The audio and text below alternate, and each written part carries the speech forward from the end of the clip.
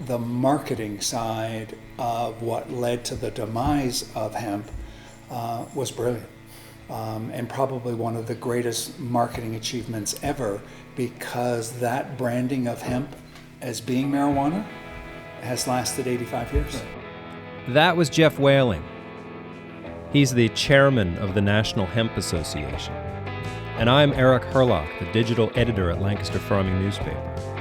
And on today's podcast, we'll hear the first part of my interview with Geoff, getting his insight on building the hemp supply chain in Pennsylvania and how the legal landscape surrounding hemp has changed just in the past few years. So we'll take a quick sponsor break and then we'll dive right in with Geoff. Stick around.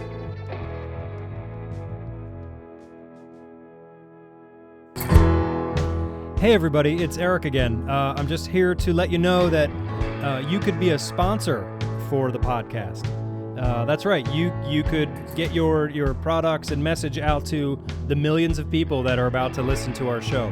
So call 717-721-4449 and talk to those folks about advertising on the podcast. Okay, thanks. Back to the show.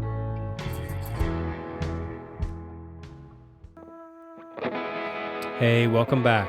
So a few weeks ago, I sat down with Geoff Whaling, and we talked about industrial hemp. We talked for a really long time, and what I'm going to do is break up that conversation over a few different podcasts. Okay, so we'll just jump right in. My name's Geoff Whaling. I am the chairman of the National Hemp Association, which is the largest hemp advocacy group in the nation, with more than 50,000 supporters and members across the country, people who are supportive of hemp, but also people who are in the industry.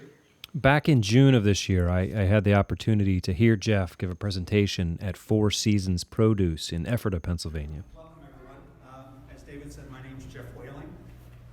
I live in Fleetwood, Pennsylvania. And there were all kinds of people in attendance. There was law enforcement and business leaders, politicians, policymakers, all kinds of folks. And one of the things that Geoff said in this presentation was how he thought Lancaster, Berks, and Lehigh counties could be the epicenter of hemp production, not only in the state, but potentially in the whole country. To make the Berks, Lancaster, and Lehigh areas the epicenter for the return of hemp, not only in Pennsylvania, but in the nation. So let's hear what Geoff has to say about that. Well, I actually think that is very achievable. If you look at the three counties, not only have they had their existence deeply rooted in the hemp crop, but we now have all of the major components that are required in order to build a hemp industry. Obviously, we have very successful farmers. We have lots of farmland. We have an incredible highway distribution system. We have technologies with Penn State being in Lancaster, Lehigh University in Lehigh, Kutztown University, Rodale Institute in Berks County. We have all of the beginning threads that we can weave into an industry. And certainly we need to do this slowly. And with the assistance of universities, we will be able to create a true supply chain to figure out how close do farms need to be together to a centralized processing center. There is no such equipment in North America. Although there were many plants in Iowa and other states, those are long gone. We are starting from scratch. Remember, this is a crop that we're 80 years behind on. And, we cannot flick a switch and overnight be competitive with other commodity crops. Every step of the way, we will need to get some sort of governmental approval. And we'll need to make sure that there's research to back bringing products to market. We think that with the combination of farmland, great farming techniques, farming experience and education, and companies like Four Seasons Produce that can help distribute product that is grown here and take it into the marketplace, I think that we have all of the pieces of the puzzle within these three counties. Okay, so how did we get to this point? How did we go from illegal hemp to legal industrial hemp. Give us a little background on that. So the 2014 Farm Bill had a section 7606 in it. The title of that was the Legitimacy of Industrial Hemp Research. That allowed for states to introduce legislation that was Farm Bill compliant, that allowed for the states to start research plots. 32 states took on that challenge, and they each came up with their own idea of permitting and what research was. Here in Pennsylvania, in year one, it was a very small program, 5-acre plots, and they were only going to allow 20 of those research permits. They were $3,000 each, and it was really to figure out what was the potential for this crop? Would it grow here? What kind of varietals would grow, and what should we be expecting?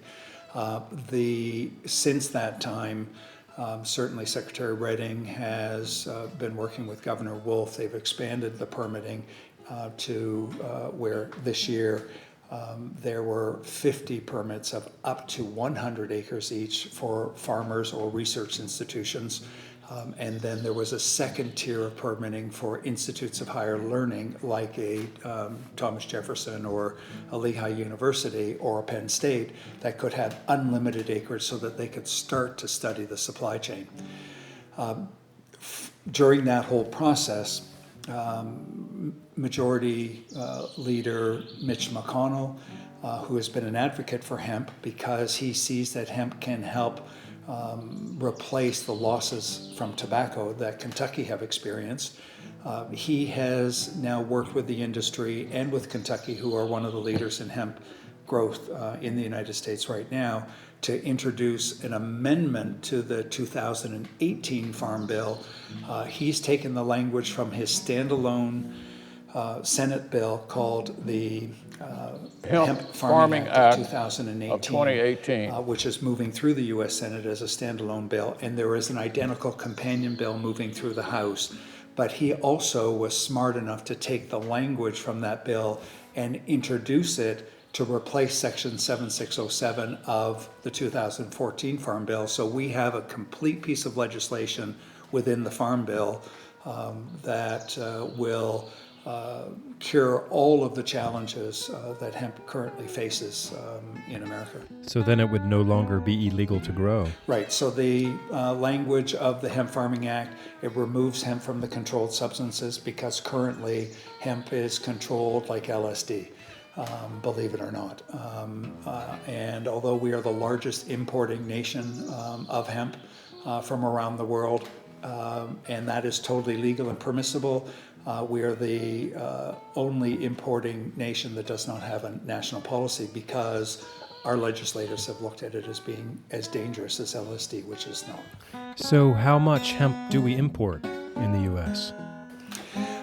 So we import about $1 billion worth right now, and it comes in various forms. What most people neglect to take into account is that hemp seed and hemp fiber, because of the United Nations Single Treaty on Drugs that permits fiber and seed to be excluded, has always been legal, and that's why we have been able to import it. And we import it, shampoos and soaps and cosmetics and clothing. We import it across the board, and those jobs should be here for American farmers and for farmers here in Pennsylvania. So what has to happen next in Pennsylvania for us to get in front of this? As in, how do we not screw this up? Well, I think that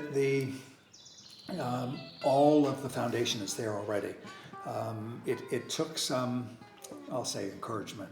Others might say some pushing on my part. It really took us convincing the Secretary and the Department that we should put in place, under Pennsylvania's current legislation, all of what is necessary to start building an industry so that we can really start to study that supply chain.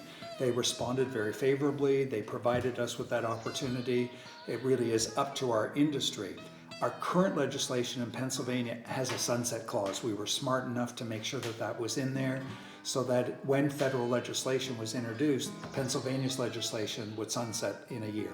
So we are waiting for the federal law to come into account, and we're looking now at how we start to build the supply chain and the processing center so that we will be ahead of the curve once federal law's in place. And certainly USDA is going to quickly start to move towards creating a regulatory framework for hemp, working with the Attorney General's office and working with the FDA so that they can kickstart this industry. Okay, thanks, Geoff. And thank you all for listening. We're going to pick up more of this conversation in some future episodes of the Lancaster Farming Podcast. So until then, I'm your host, Eric Herlock, and we'll see you in the newspaper.